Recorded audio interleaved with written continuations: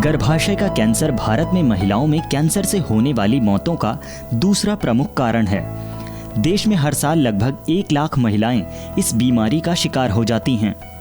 इसलिए तेजी से बढ़ रही इस घातक बीमारी के उपचार के लिए नए तरीके खोजने पर जोर दिया जा रहा है। इसी कड़ी में भारत सरकार के जैव प्रौद्योगिकी विभाग के अधीन स्वायत्त निकाय राष्ट्रीय रोग प्रतिरक्षा संस्थान के शोधकर्ता और अडयार कैंसर संस्थान चेन्नई के चिकित्सक पिछले 2 दशक से इस दिशा में काम कर रहे हैं। NII के वैज्ञानिक डॉक्टर अनिल सूरी ने साल 1998 में देश के पहले ट्यूमर एंटीजन SPAG9 की खोज की थी। तब से इस इम्यूनोथेरेपी का कैंसर संस्थान द्वारा परीक्षण किया जा रहा था। हाल ही में इस एंटीजन को एस्पेग्नी ट्रेडमार्क प्राप्त हो गया है। इस ट्यूमर एंटीजन का उपयोग गर्भाशय डिंब ग्रंथि के कैंसर में डेंड्राइटिक सेल आधारित इम्यूनोथेरेपी में किया जा रहा है और जल्द ही इसका उपयोग स्तन कैंसर के लिए भी किया जाएगा। In another 2 years 2023 तक हमें ये ट्रायल्स का क्लियर पिक्चर मिल जाएगी। तो फिर हमारा नेक्स्ट स्टेप ये रहेगा कमर्शलाइजेशन। तो हमें ये जो है हर एक उस पेशेंट तक पहुंचाना है जो कि एक रे ऑफ होप देखता है कि मेरे पास एक ट्रीटमेंट ऑप्शन अभी है जो कि मैं यूज़ कर सकता हूँ या कर सकती हूँ। और जो रे ऑफ होप वो कैंसर पेशेंट देखते हैं वही रे ऑफ होप मैं भी देखता हूँ। और मुझे लगता है कि ये ज़रूर उस समस्या का समाधान रहेगा। और एक और बात है कि आत्मनिर्भर भारत में ये भी बहुत ज़रूरी है कि हमें जो भी हमारी ये उपलब्धि है इसका सोसाइटल कनेक्ट होना चाहिए। एक स्वस्थ परिवार ही स्वस्थ समाज और एक स्वस्थ देश दे सकता है। और मेरे हिसाब से इस ट्रेडमार्क का इम्पैक्ट जो है वो हमारे नेशन में ही नहीं ग्लोबली इम्पैक्ट पड़ेगा।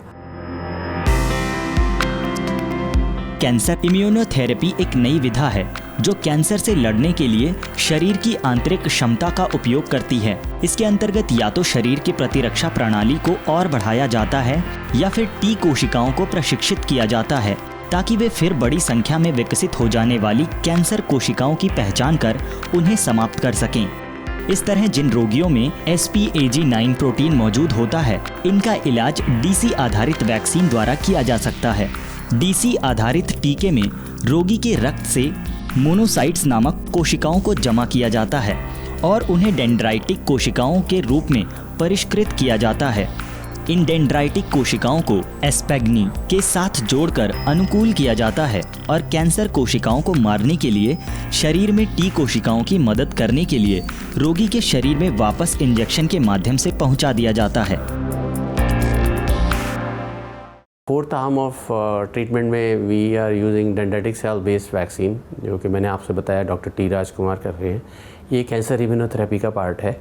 इसमें पेशेंट के ही सेल्स को लेके जो कि इम्यून सेल्स होते हैं उनको ऐसा ट्रेंड किया जाता है स्पेगनी जो कि हमने ट्रेडमार्क किया है कि वो ही सेल्स वापस उसी पेशेंट को इंजेक्ट कर दिए जाते हैं जिसकी वजह से वो जाके कैंसर के सेल्स को रिकग्नाइज़ करता है और फिर कैंसर के सेल्स को मारता है।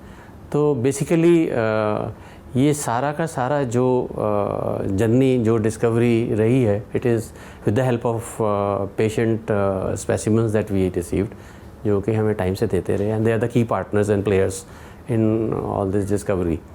और ये एक बहुत बड़ी उपलब्धि है हमारी government of India ministry of science and technology and department of biotechnology कि जिसमें कि हमने अब इस मॉलिक्यूल को ट्रेडमार्क मिला है स्पेगनी।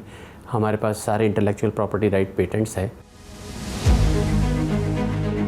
जैव प्रौद्योगिकी विभाग द्वारा वित्त पोषित कैंसर अनुसंधान कार्यक्रम के तहत विकसित ये चिकित्सा विधि सुरक्षित और सस्ती है। ये कैंसर रोगियों के एंटी ट्यूमर प्रतिरक्षा प्रतिक्रियाओं और लंबे समय तक जीवित रहने को बढ़ावा दे सकती है। इसमें कैंसर रोग प्रतिरक्षण केंद्र स्थापित कर परीक्षण को बढ़ावा देने के लिए भारत सरकार के विज्ञान एवं प्रौद्योगिकी विभाग ने भी वित्तीय सहायता दी है। अब इस टीके का स्तन कैंसर के लिए भी दूसरे चरण का नैदानिक परीक्षण शुरू किया जाएगा। यह अनुसंधान कैंसर उपचार के क्षेत्र में स्वदेशी समाधान के रूप में मनोबल बढ़ाने वाला साबित हो सकता है।